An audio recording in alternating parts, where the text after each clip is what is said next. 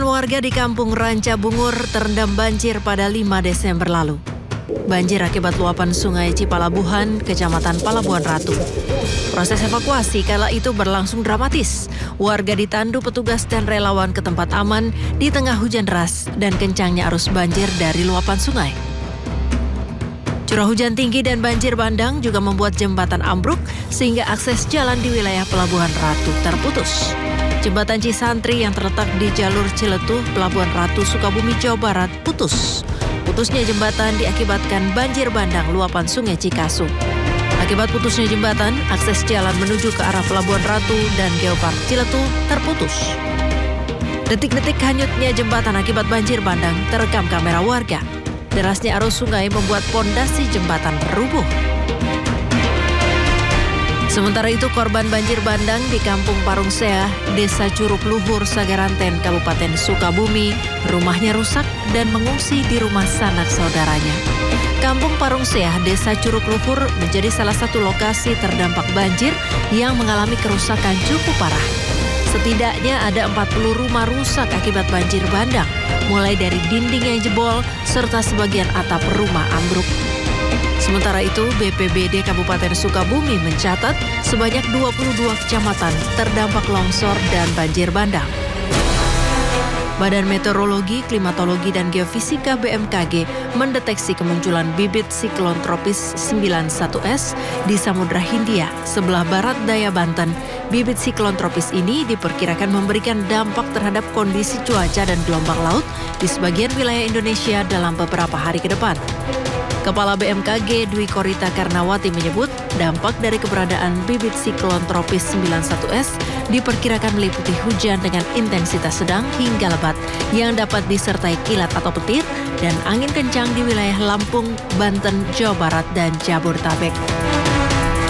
Gelombang laut setinggi 1/4 hingga 2,5 meter diprediksi terjadi di kawasan Samudra Hindia, khususnya di selatan Bali hingga Nusa Tenggara Timur.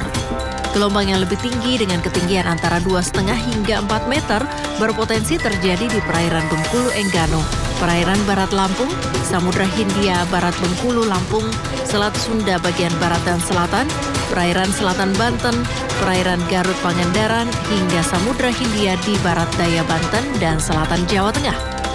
BMKG pun mengimbau seluruh masyarakat untuk tetap waspada dan berhati-hati terhadap potensi cuaca ekstrem yang dapat terjadi seperti puting beliung, hujan lebat disertai petir, hujan es, serta dampak yang mungkin ditimbulkan seperti banjir, tanah longsor, banjir bandang, genangan air, angin kencang, pohon tumbang, dan jalan licin akibat keberadaan bibit siklon tersebut.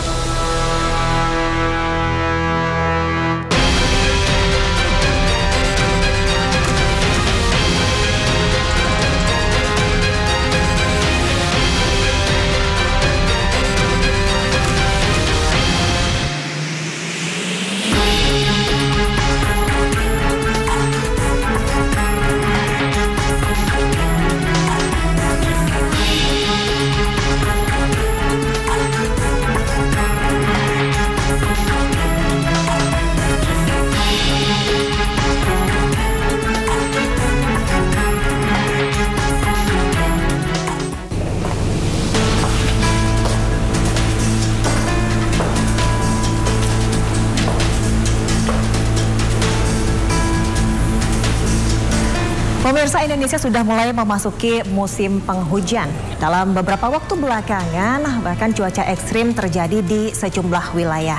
Intensitas hujan yang tinggi bahkan juga menyebabkan sejumlah bencana seperti banjir, jalan ambles, hingga tanah longsor yang terjadi di beberapa wilayah. BMKG pun telah memprediksi bahwa cuaca ekstrim masih akan terus terjadi hingga akhir tahun 2024. Lalu seperti apa antisipasi ataupun mana wilayah-wilayah yang terdampak dan antisipasi yang harus dipersiapkan untuk menghadapi bencana dalam beberapa waktu ke depan? Ya, kita akan membahasnya bersama dengan Kepala BMKG Ibu Dwi Korita Karnawati dalam 101 episode kali ini.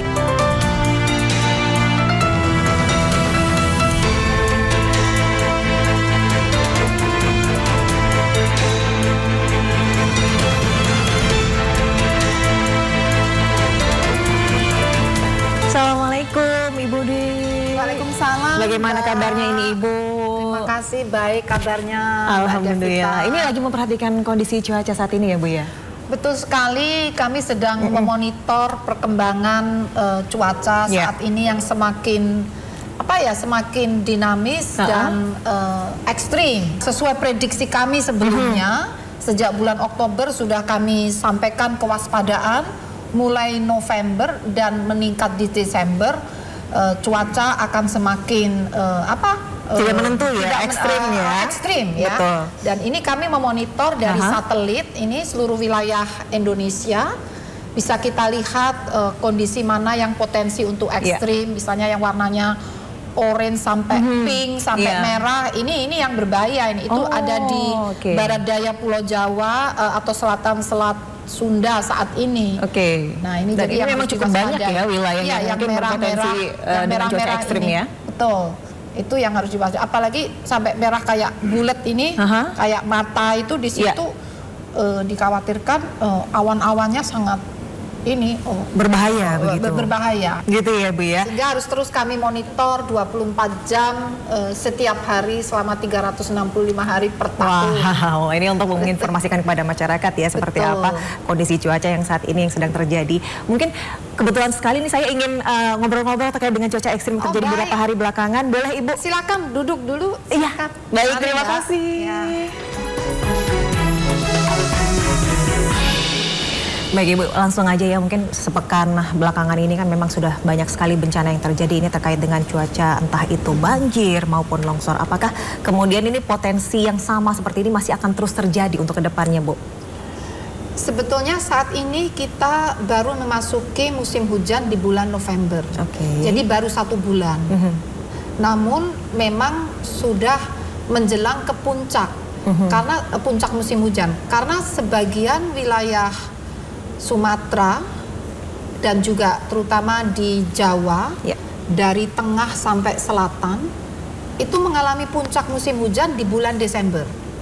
Nanti di bulan Januari bergerak puncak musim hujan dari Jawa bagian, ini bicara tentang Jawa ya, dari tengah ke utara. Demikian juga nanti di bulan Januari semakin banyak wilayah yang mengalami puncak musim hujan. Misalnya di Kalimantan, ya, di Sulawesi, ini di Sumatera sudah lebih dahulu, ya. Jadi saat ini memang saatnya untuk mengalami peningkatan intensitas atau curah hujan sebagaimana yang telah diprediksi oleh BMKG sejak bulan Oktober. Jadi memang, namun ini baru awal. Ini baru awal. Apalagi muncul beberapa sirkulasi siklonik. Ini yang munculnya hanya selama beberapa hari, gitu ya, sesaat selama beberapa hari. Itu memperparah peningkatan curah hujan yang ada. Ini mungkin kita melihat yang baru-baru saja terjadi itu di wilayah Sumatera Utara, kemudian yang terparah kemarin juga ada di wilayah Sukabumi, Jawa Barat. Ini yang baru kita terdampak ya, melihat terdampak. Mungkin secara spesifik ada nggak wilayah-wilayah lain yang mungkin juga akan berpotensi dengan cuaca ekstrim ini? Ada, jadi ini kan urut gitu ya. Nanti kan akhirnya bergerak ke wilayah Indonesia lainnya. Kalau saat ini terutama yang harus diwaspadai itu selain Sumatera bagian selatan kalau sekarang. Tadinya kan utara. Sekarang sudah bergerak ke arah selatan. Kemudian juga di Jawa bagian selatan, tengah ke selatan. Saat ini karena ini Desember itu mengalami puncaknya di wilayah Jawa bagian selatan. Nah, sampai juga perlu diwaspadai Bali. Jadi sekarang ini yang selatan-selatan dulu ya. Bali, Nusa Tenggara Barat, Nusa Tenggara Timur. Ini perlu mewaspadai paling tidak selama sepekan ke depan. Kalau tadi Ibu bilang sekarang ini di wilayah Jawa ini yang wilayah selatan. Ini kemudian apakah Jakarta nanti juga akan berdampak atau mungkin malah akan kita mengingat kembali kejadian banjir yang terjadi pada tahun 2020 ini apakah akan berpotensi juga akan kembali terjadi ini untuk di tahun ini? Untuk kewaspadaan kita perlu mengkhawatirkan hal itu. Karena apa? Saat kejadian banjir di Jabodetabek tahun 2020, saat itu terjadi memang menjelang puncak musim hujan. Betul. Seperti yang akan terjadi saat ini, nanti kan akhir Desember, awal Januari ini kan sudah wilayah tersebut juga mengalami puncak musim hujan. Maksud saya di DKI, di Jabodetabek, ini kan sebetulnya puncaknya di Januari. Ya. Namun di akhir tahun ini kan menjelang ke puncak. Oke. Iya kan? Apalagi nanti sudah masuk Januari, ini memasuki puncak musim hujan. Jadi kesamaannya seperti itu ya. Bulannya sama, intensitas peningkatan curah hujannya ya kurang lebih sama. Yeah. Namun yang saat itu juga terjadi seruak udara dingin yang bergerak dari dataran tinggi Tibet di Asia, menyeruak melewati Laut Natuna, Laut Cina Selatan, Laut Natuna, menuju ke wilayah Indonesia bagian barat, tepatnya di Selat Sunda, Banten, DKI, Jabodetabek lah, wilayah itu. Dan mengakibatkan terjadinya hujan yang ekstrim, sampai intensitas 377 mm saat itu. Nah, jadi yang perlu kita waspadai seruak udara dingin. Dan saat ini, waktu itu di bulan November, minggu terakhir, BMKG mendeteksi seruak udara dingin yang berasal dari dataran tinggi Siberia. Diprediksi saat itu di akhir November, di minggu terakhir November, akan menyeruak masuk ke wilayah Indonesia di awal Desember. Oke. Dan sekarang awal Desember. Dan ini terbukti mulai masuk. Berarti masih akan ada potensi kembali terjadi ya banjir yang seperti di tahun 2020. Kemungkinan terburuk dengan pertimbangan seruak udara dinginnya juga masuk dan menjelang puncak musim hujannya juga terjadi, bahkan Januari puncak musim hujan. Jadi kesamaan itu terjadi di tahun ini. Itu tadi seruak udara dingin dan menjelang puncak musim hujan itu di akhir tahun itu ya, di minggu di tanggal setelah 20 sampai 30 dilanjutkan awal Januari. Plus bedanya tahun ini tambah La Nina lemah. Berarti saat ini sudah mulai terjadi La Nina lemah ini saat sejak ini. Sejak November. Ya, kalau La Nina lemah ini kan berlangsungnya panjang. Dari November diprediksi sampai Maret atau April. Lalu kalau musim hujan ini juga terjadinya panjang, mulai November diprediksi juga sampai Maret atau April. Kalau seruak udara dingin itu hanya beberapa minggu, tidak berbulan-bulan. Nah, La Nina lemah tadi beberapa bulan. Satu lagi yang tahun 2021 nggak terjadi, sekarang maksud saya pas banjir saat itu tidak terjadi. 2020 ya? 2020. Tapi sekarang ada tambahan. Apa itu, Bu? Yaitu Madden Julian Oscillation. Yaitu pergerakan kumpulan awan-awan hujan yang bergerak dari arah barat wilayah Indonesia di Samudra Hindia. Bergerak dari Samudra Hindia, barat wilayah Indonesia di sepanjang Katulistiwa. Kami prediksi akan masuk waktu itu akhir November kami prediksi, dan sekarang sudah masuk. Sudah masuk sesuai prediksi. Dan sudah bergerak memasuki ini Jawa ini tadi, di Jawa Barat ini. Itu ditandai dengan apa itu, Bu? Kondisi itu? Itu bisa terdeteksi adanya ini tadi awan-awan tadi bisa terdeteksi dari analisis BMKG itu kelihatan sudah bergerak. Dan saat ini akan bergerak ke arah timur. Tapi diprediksi nanti sekitar tanggal 13 sampai 30 itu masih aktif di wilayah Jawa. Berarti yang harus diwaspadai hingga Bali, Nusa Tenggara, ya Jawa hingga Bali itu harus diwaspadai. Ini bedanya dengan tahun 2020. Tahun itu saat kejadian banjir Jabodetabek itu tidak ada. Itu bedanya.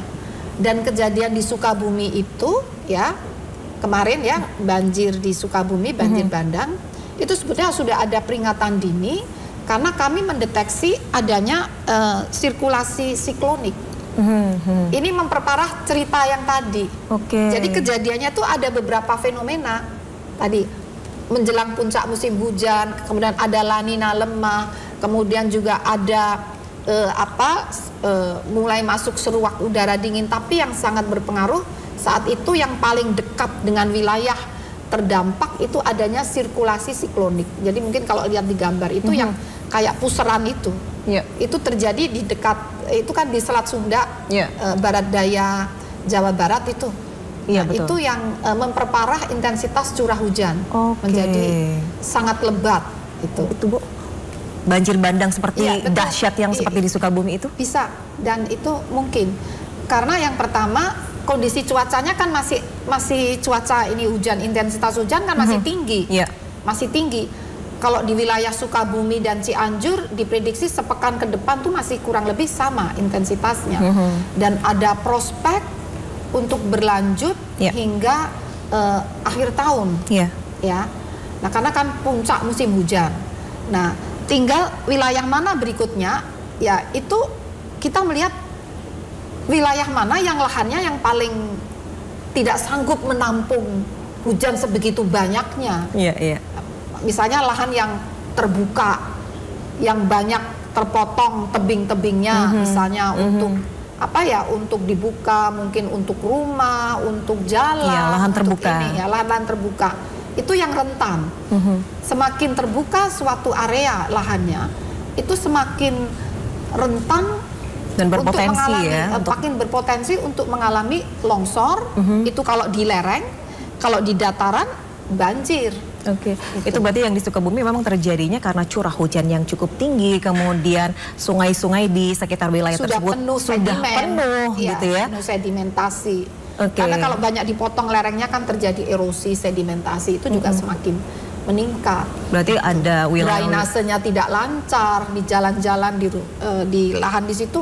Drainasenya mungkin udah banyak tersumbat oleh sampah atau intinya tidak lancar gitu. Berarti memang wilayah-wilayah yang memiliki kontur yang sama juga harus sangat waspada akan hal ini untuk bisa terjadi hal yang sama. Berarti seperti yang Ibu jelaskan tadi, saat ini memang La Nina lemah sudah mulai memasuki, kemudian ini masih awal dan belum menjadi puncak penghujan begitu ya Bu ya. Dan bedanya dengan 2020 ini kita di saat ini tuh ada tambahan, yaitu tadi seruak dingin dan juga seruak dinginnya sama. Tambahnya Maiden Julian Oscillation, Samudra Hindia itu yang bergerak berarak-arakan, dan juga ada tambahan sirkulasi siklonik, tapi itu jangkanya pendek, hanya beberapa hari, tapi nanti muncul lagi di tempat yang lain lagi gitu ya. Tapi selatan, wilayah selatan Indonesia. Selatan Indonesia, artinya mungkin lebih ke Samudra Hindia. Samudra Hindia. Meskipun yang di Samudra Pasifik saat ini juga ada muncul. Cuma kan yang bersamaan dengan puncak musim hujan kan yang di selatan. Tapi kalau untuk yang Maiden Julian Oscillation tadi itu seberapa besar pengaruhnya dan mungkin dia akan berapa lama dampaknya begitu Bu? Kalau Maiden Julian Oscillation itu bisa beberapa minggu. Katakanlah seminggu sampai 2 minggu begitu. Seperti apa dampaknya? Dampaknya pembentukan awan-awan hujan semakin intensif. Jadi curah hujan akan meningkat. Hanya pengaruh Maiden Julian Oscillation saja itu cukup untuk membuat hujan lebat, sangat lebat. Apalagi ditambah cold surge. Apalagi pas saat menjelang puncak musim hujan akan lebih parah, parah lagi. Apalagi nanti kalau terjadi lagi sirkulasi siklonik.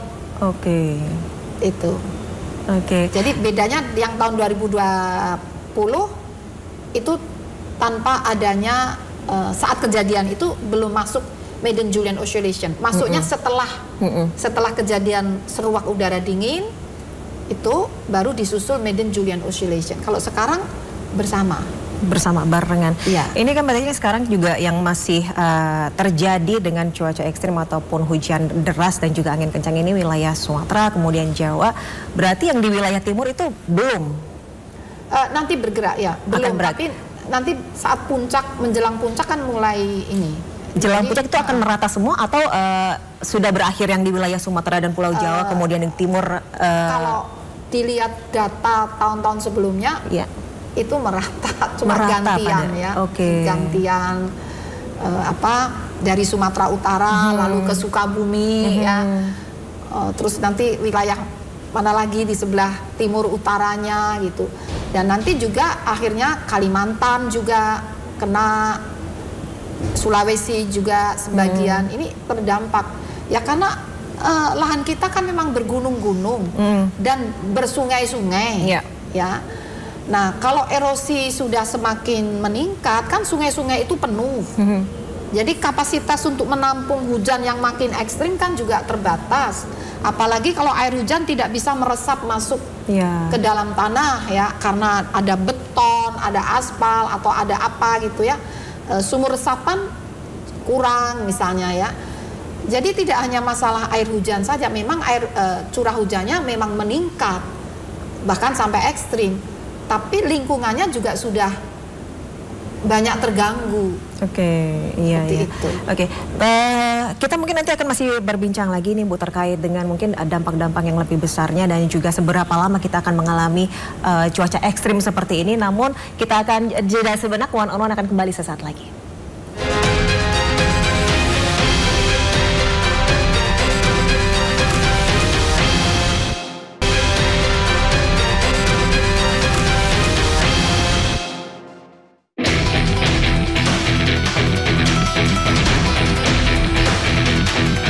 Badan Meteorologi, Klimatologi, dan Geofisika BMKG mengungkapkan telah melakukan operasi modifikasi cuaca untuk mengurangi intensitas hujan hingga di beberapa wilayah.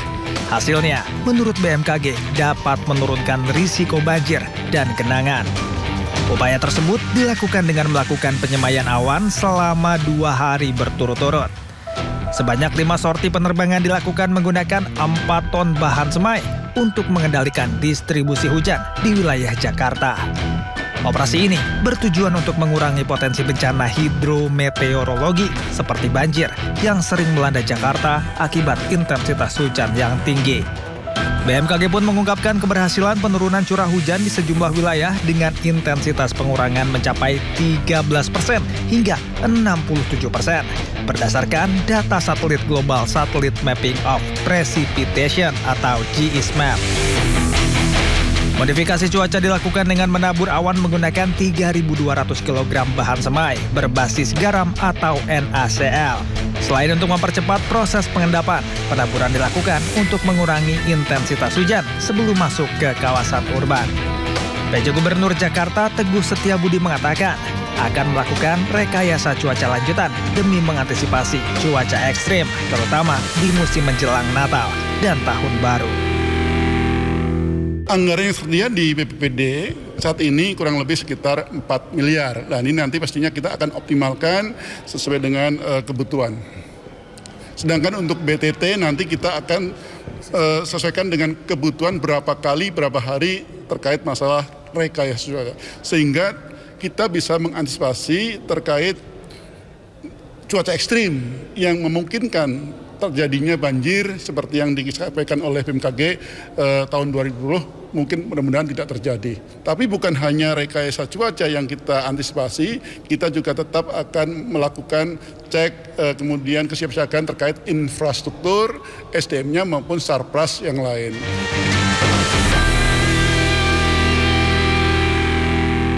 Anda kembali di One on One, pemirsa, masih bersama dengan Kepala BMKG, Ibu Dwi Korita. Ibu, mungkin dari BMKG sendiri seperti apa sih prediksinya terkait dengan yang angin kencang yang akan terjadi di sejumlah wilayah di Indonesia ini?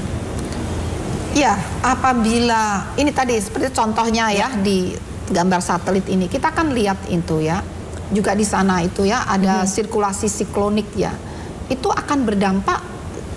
Itu kan kontur kecepatan angin, itu akan berdampak terjadinya angin kencang.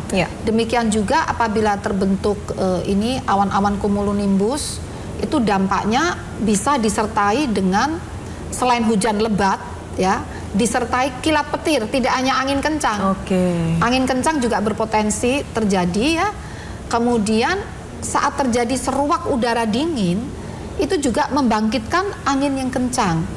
Terutama melalui Laut Cina Selatan dari arah Asia kemudian ke Laut Natuna, masuk ke wilayah Indonesia. Kemudian juga berdampak adanya gelombang tinggi.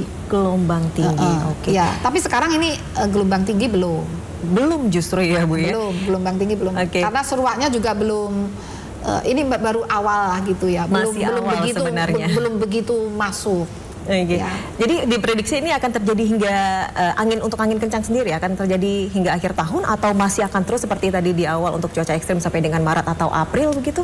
Jadi sebetulnya definisi cuaca ekstrim itu tidak hanya terbatas pada curah hujan yang tinggi atau lebat atau ekstrim, tapi sering disertai angin kencang. Sudah pasti. Sering, artinya tidak selalu ya. Disertai angin kencang dan bisa dengan kilat petir. Karena tergantung pembentukan awan-awan hujan itu dan dinamika angin kencang itu karena perbedaan tekanan udara saat itu ya. Jadi perbedaan suhu muka air laut juga ya. Jadi itu bisa terjadi sewaktu-waktu selama musim hujan ini. Oke, kemudian menurut Ibu sendiri seperti apa sih langkah yang sebaiknya diambil baik oleh masyarakat maupun pihak-pihak terkait ini untuk mengantisipasi ya hal-hal yang tidak diinginkan bisa terjadi begitu? Kami mulai dari pihak terkait, misalnya dari kami sendiri, ini ya, dari kami sendiri ini yang paling gampang ngomong dari kami sendiri. Ya, kami ini harus meningkatkan kesiapsiagaan. Jadi ini kami semua itu siaga, udah siaga dan terus memonitor dengan lipat kali lebih seksama. Setiap ada perubahan harus segera dianalisis ini ya. Dari kami meningkatkan itu juga terus menyebarluaskan informasi perkembangan cuaca secara lebih gencar. Sehingga kami mohon kepada seluruh pihak dan masyarakat untuk terus memonitor perkembangan informasi cuaca dari BMKG. Ini terutama melalui laman BMKG, website BMKG, kemudian juga ada banyak kanal informasi BMKG itu, ada yang di sosial media, ya, kemudian juga ada yang di YouTube, kemudian melalui radio, televisi, itu kami selalu ya ini dengan televisi.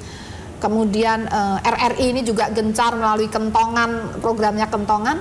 Dan jangan lupa install aplikasi Info BMKG. Di situ ada fitur khusus tentang jalur Nataru. Oh iya betul. Jadi nanti Nataru itu kami sediakan informasi khusus di sepanjang jalur jalan untuk mudik itu. Jalurnya mana saja, kami kan koordinasi dengan Kementerian Perhubungan. Jadi beberapa minggu lalu sudah dengan Kementerian Perhubungan, kemudian juga sudah dengan PUPR. Karena kami ini sifatnya memberikan informasi. Harus ada yang menindaklanjuti. Nah, kalau dampaknya di jalan ya dengan Kementerian Perhubungan, di laut dengan Kementerian Perhubungan, di udara dengan Kementerian Perhubungan. Kemudian bagaimana infrastruktur yang dapat terancam harus disiapkan dengan Kementerian PUPR. Juga kami kalau lalu lintas itu nantinya ini kami sedang akan berkoordinasi dengan Korlantas ya, karena nanti yang mana yang harus ditutup jalurnya kalau sudah diprediksi ini akan hujan lebat turun pukul sekian, padahal di situ sungainya sudah penuh, mau hujan lebat lagi kemungkinan akan meluap, akan terjadi masalah, harus segera lapor ini. Kemudian juga dengan pengelola jalan tol kami koordinasi. Koordinasi ini dipimpin oleh Menko PMK. Itu sudah dilakukan mungkin 10 hari lalu, masih di bulan November. Kami sudah lakukan koordinasi dengan Menko PMK, dengan pihak-pihak operator perjalanan ya, baik darat, laut, udara.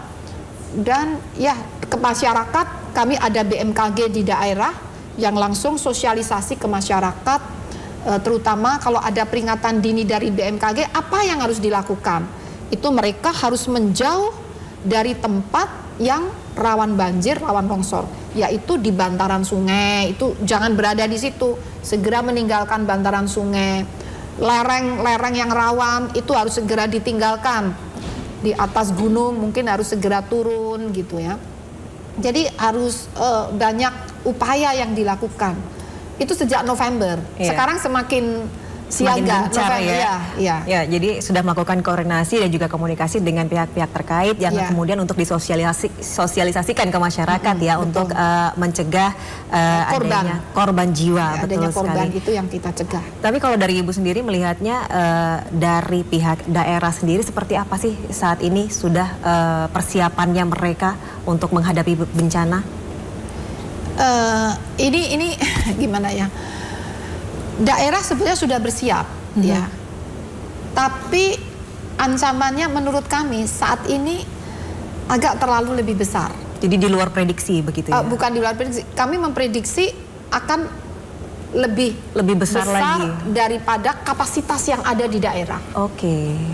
Meskipun daerah juga kami lihat juga berupaya. Contohnya di Jawa Barat itu sebetulnya sudah sering terkena banjir. Itu artinya kapasitas itu sudah ada. Ya. Tapi kali ini sesuai prediksi BMKG itu kan intensitasnya kan karena kombinasi banyak fenomena tadi. Jadi intensitasnya memang lebih daripada tahun lalu dan mungkin lebih daripada rata-rata. Artinya tetap antara daerah dan pusat itu masih terus ini. Makanya kami kan juga bersinergi dengan daerah. Jadi perlu saling gotong royong lah. Iya. Nggak hanya daerah sendiri, pusat sendiri nggak. Tapi itu kami biasa lakukan seperti itu. Oke, jadi mungkin meskipun dari pihak daerah ataupun beberapa wilayah yang sudah terkonfirmasi begitu ya, berkoordinasi juga dengan BMKG akan potensi-potensi yang terjadi dan segala persiapan yang sudah dilakukan mungkin masih kurang begitu ya untuk menghadapi bencana yang kemudian terjadi begitu ya Bu. Jadi misalnya dengan balai wilayah sungai untuk pengerukan sungai-sungai kan masif sekali itu kan. Iya betul. Ya daerah bisa, cuma kapasitasnya kan tidak ini ya. Kemudian juga dengan BNPB pasti turun ya pasti. Jadi memang intinya harus gotong royong, itulah poinnya itu di situ. Tidak hanya pusat sendiri atau daerah sendiri, tapi bagaimana saling bekerja sama, saling bergotong royong, saling. Dan juga masyarakat juga harus aware begitu ya, waspada dengan apa potensi yang akan terjadi ke depannya begitu ya. Dengan tadi melihat laman dari BMKG ataupun mobile apps. Itu paling mudah di mobile apps, kemudian di Instagram juga ada, di Twitter juga ada ya. Silakan di YouTube juga ada. Oke, baik. Kita masih akan melanjutkan bincang-bincang dengan Ibu Rita, Kepala BMKG. Untuk itu pemirsa jangan kemana-mana, tetaplah di One on One.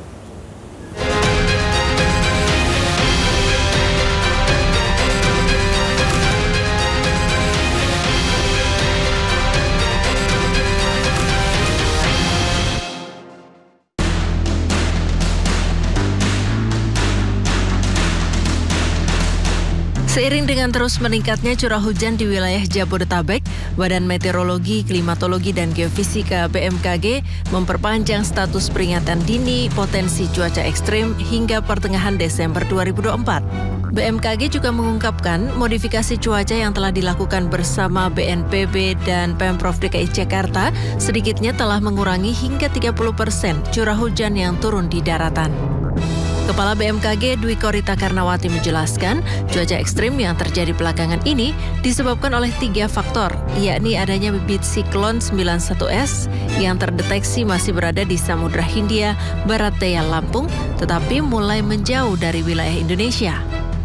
Tak hanya itu, menjelang puncak musim hujan diperkuat dengan efek La Nina lemah yang juga jadi faktor. Ditambah lagi median Julian Oscillation yang merupakan gerombolan awan dari arah Samudra Hindia Barat Indonesia yang menjadi penyebab cuaca ekstrem di Jabodetabek. BMKG mengimbau masyarakat untuk terus memonitor perkembangan informasi cuaca yang sangat dinamis melalui berbagai kanal, terutama melalui aplikasi laman BMKG termasuk media sosial. Sementara itu, belasan rumah di lingkungan Ketilang Timur, Kota Cilegon terendam banjir. Banjir menghantam permukiman warga usai diguyur hujan deras.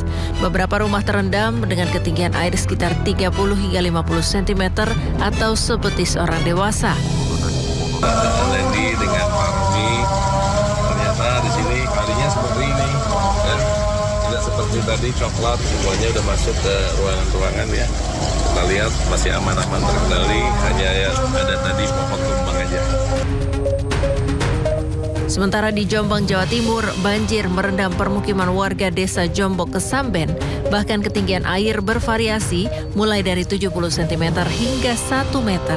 Akibat tingginya banjir menyebabkan akses antar Jombang menuju Mojokerto terputus.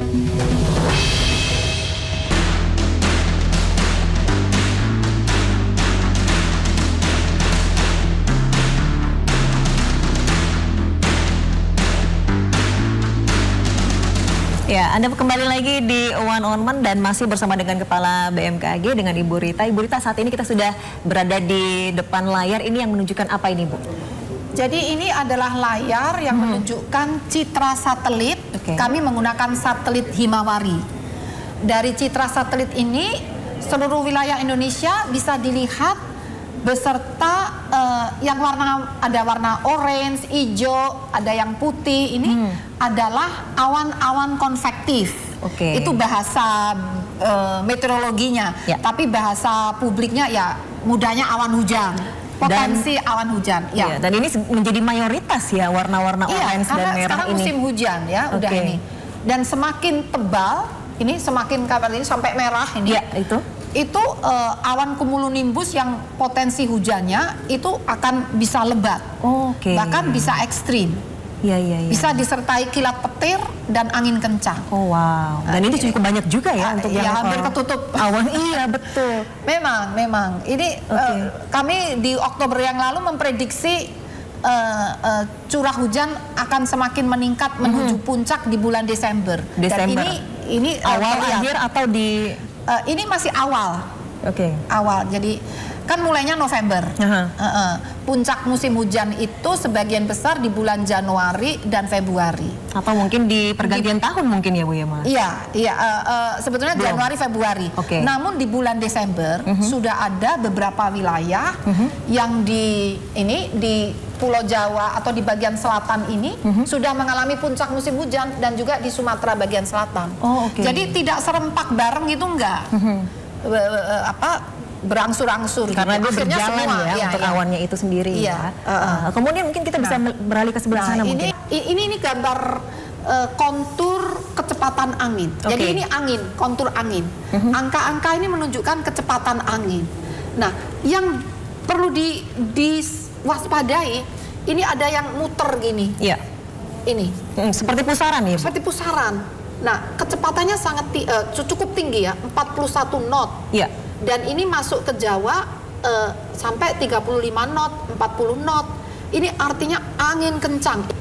Artinya nanti akan terjadi potensi yang lebih besar daripada di Sukabumi maksudnya ya? Sukabumi, maaf saya salah.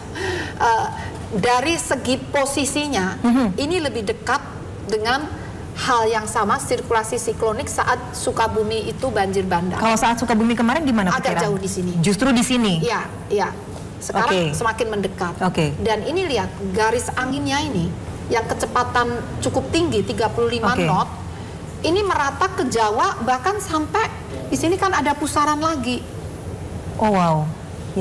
Tapi ini kan jadi kena angin kencang ini sampai terutama Jawa ini ya.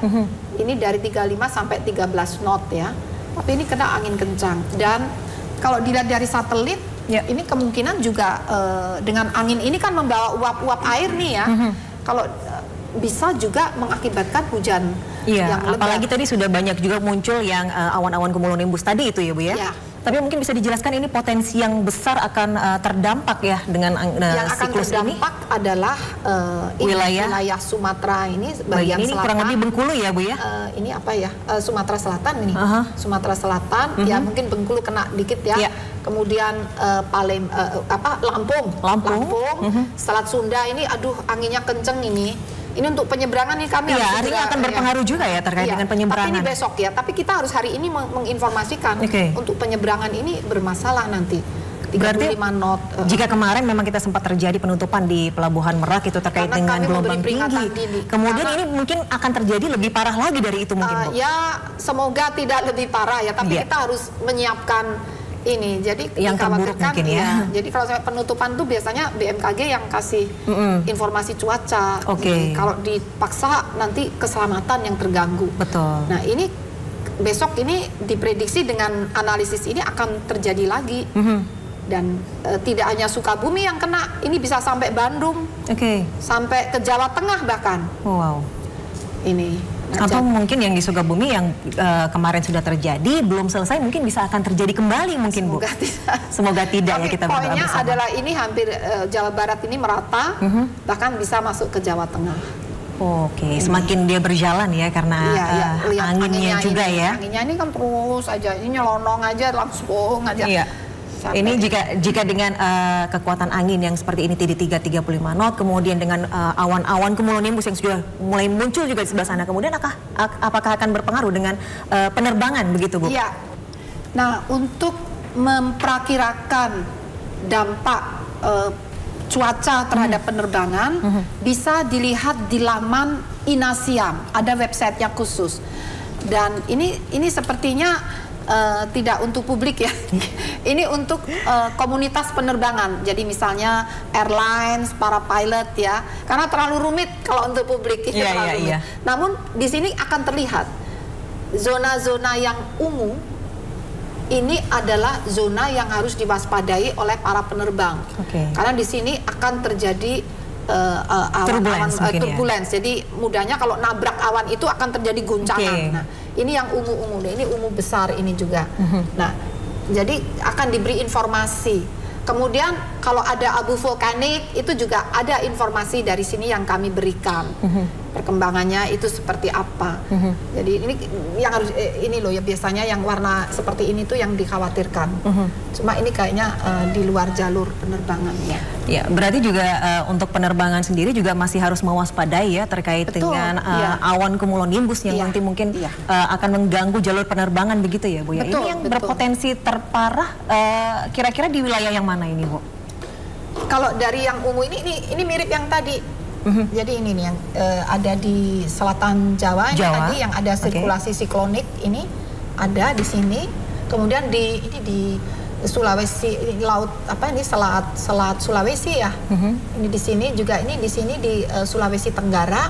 Ini juga perlu diwaspadai, di sini juga ada nih.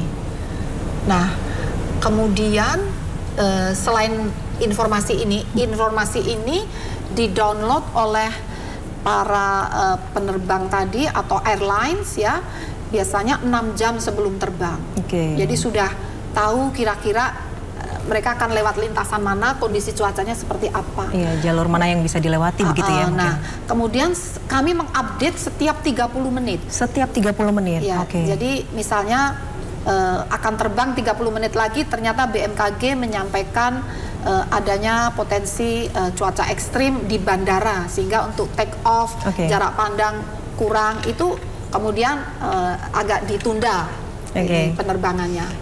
Mungkin terakhir ini, Bu, apa sih pesan untuk masyarakat yang sekarang ini mungkin juga akan melakukan perjalanan Nataru tadi seperti yang Ibu katakan, dan juga untuk menghadapi potensi-potensi cuaca buruk yang akan terjadi ke depan? Ya, jadi pesannya adalah terus memonitor perkembangan informasi cuaca dari BMKG. Karena kami memantau 24 jam terus-menerus. Nah, kemana memonitornya? Lewat antara lain bisa di laman BMKG, kemudian juga di install aplikasi mobile phone info BMKG, itu bisa dari Play Store atau App Store, kemudian bisa dari YouTube, bisa dari media sosial lainnya, Instagram, kemudian Twitter ya, kemudian juga ada dari Telegram, itu juga ada, dan juga dari televisi, radio. Ini kami juga memberikan update informasi cuaca dan peringatan dini cuaca serta call center 196. Demikian. Baik. Terima kasih banyak Ibu Dwi Korita sudah berbincang-bincang bersama dengan One on One. Dan pemirsa, mungkin bagi Anda yang ingin melakukan perjalanan jauh, apalagi menjelang libur Natal dan Tahun Baru ini, jangan lupa untuk selalu mengupdate info di aplikasi BMKG maupun laman BMKG yang ada di website. Dan juga selalu perhatikan kendaraan Anda dan dicek secara berkala ya, agar tidak terjadi hal-hal yang tidak diinginkan. Sekali lagi saya ucapkan terima kasih untuk Ibu Rita. Dan akhir kata saya Desvita Bionda berdiri. Terima kasih. Sampai jumpa.